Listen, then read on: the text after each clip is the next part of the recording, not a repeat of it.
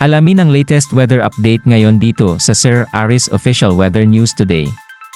Umiiral ang southwest monsoon o habagat dito sa kanlurang bahagi ng Southern Luzon, Visayas at Mindanao, kung saan ngayong araw ay magdadala pa rin ito ng mga malalakas na pagulan, lalong-lalo na yan dito sa may kanlurang bahagi ng Visayas at Mindanao. So pag-iingat po para sa ating mga kababayan dyan sa posibilidad ng mga pagbaha at pagguho ng lupa.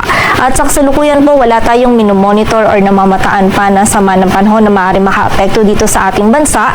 Ngunit meron po tayong minomonitor na mga cloud clusters.